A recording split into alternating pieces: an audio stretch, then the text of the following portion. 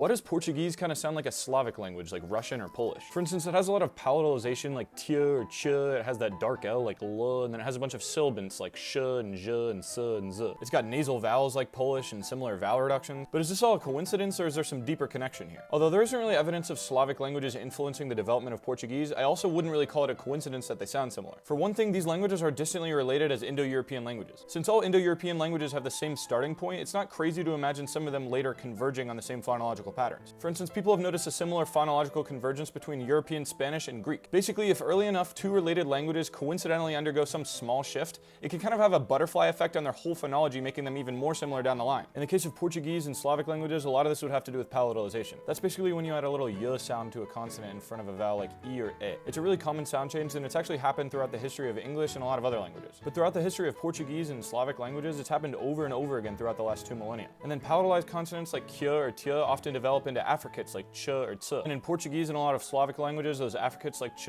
j, and ts and z actually merged with the sibilants like sh, j, s, and z, which made those distinctive consonants really common in all of those languages. But then once palatalization happens, those subsequent vowels like e or a aren't really as necessary. So then often those get dropped, creating more consonant clusters and heavier lexical stress, which can in turn lead to more and more palatalization because we're relying more on consonants rather than vowels to distinguish syllables, which can then lead to another round of affricate consonants like in Brazilian Portuguese. Fascinante.